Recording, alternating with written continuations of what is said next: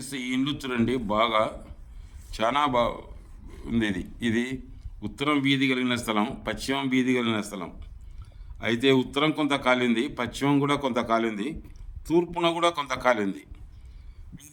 మామూలుగా బాగానే భాగ్యవంతులు వీళ్ళు. ఇక్కడ 2 షాపులు వేసినారు, ఇక్కడో షాపు ఇక్కడో షాప్ వేసినారు. ఇది హాల్ పెట్టుకున్నారు. ఇది వంట రూము ఇవల్ల అన్నంట. ఇప్పుడు ఇదంతా హాల్. ఇది హాలు, ఇది కిచెన్, ఇది డైనింగ్ పెట్టుకుని వీళ్ళు మంచిగానే ఉన్నారు. అయితే కొంతకాలానికి ఏం చేసినారు, పరమటికి ఖాళీ స్థలం ఉంది కదా అని రేకులు ఉంచినారు. ఇట్లా రేకులు ఉంచిన తూర్పున ఖాళీ స్థలం ఉన్నందుకు దండిగా అయినా బాగానే ఉన్నారు.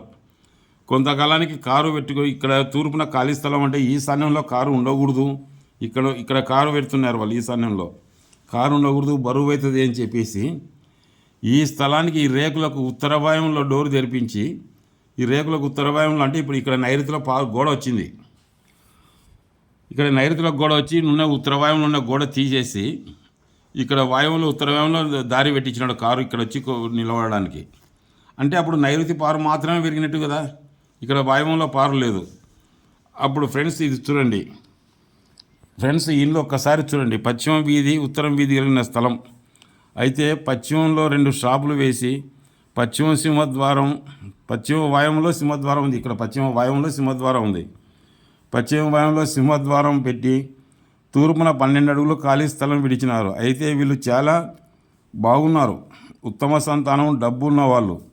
అయితే కారునకు తూర్పు ఈశాన్యంలో ఖాళీ స్థలంలో కారు ఉంచేవారు.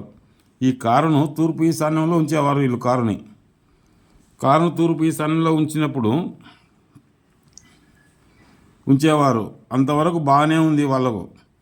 కానీ ఈనాటి వరకు వీళ్ళకి బాగానే ఉన్నారు. కానీ ఈశాన్యం శాస్త్రబద్ధంగా కట్టి గొప్ప వాళ్ళని చేస్తుంది. వాయువం బ్లాక్ శాస్త్రబద్ధంగా కడితే గొప్పవాళ్ళని చేస్తుంది. ఇది వాళ్ళు ప్రస్తుతానికి గొప్ప వాళ్ళే, మంచి పొజిషన్లో ఉద్యోగాల్లో ఉన్నవారు.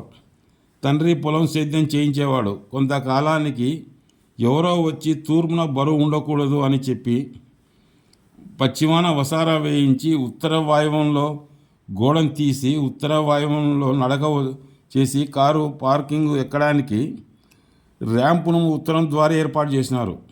ఇప్పుడు ఇక్కడి వరకు వీళ్ళు బాగానే ఉన్నారు. అంటే వాయువం శాస్త్రబద్ధంగా వస్తే గొప్పవాణి చేస్తుంది.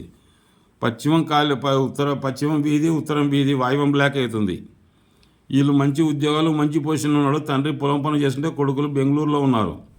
అయితే ఇక్కడ ఈశాన్యంలో కారు పెడుతున్నారు, మీరు పెట్టకూడదు అని చెప్పి రేకులు వేయించి ఉత్తర వాయువంలో నడక పెట్టించినాడు. అయితే కారు ఎక్కడానికి ఉత్తర వాయువంలో ఏర్పాటు చేసినాడు. చేసిన వెంటనే ఈ నైరుతిలో ఈ వాయువంలో పారు చేసిన ఈ నైరుతి పెరిగినట్టు అయింది అనమాట. యజమాని ఎద్దు పొడిచి కాళ్ళకు తొడకు రాడ్లు వేసి కాలు అత్తుకోక ఆయన స్వర్గస్థులైనాడు. అదే సంవత్సరం ఆడపిల్ల భర్త చనిపోయినాడు. తర్వాత 1 నెలకు యజమాని 2వ కొడుకు తలలో బ్లడ్ ఫ్లాట్ అయి పక్షవాతం వచ్చినది. అంటే 1వ సంతతి 3వ సంతతి వాయువ దోషాల వల్ల ఇబ్బంది జరిగినది.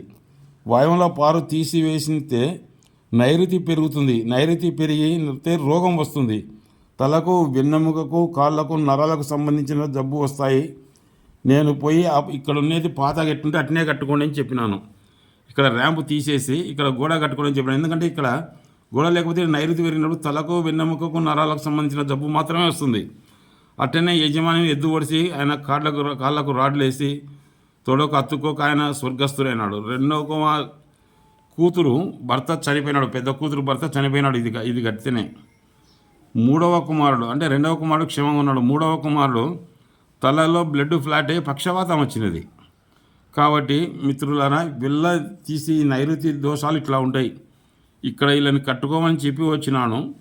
ఇది కట్టుకొని ఇక్కడ తూర్పుకు ఒక డోరు పెట్టుకోమని చెప్పి వచ్చినాను.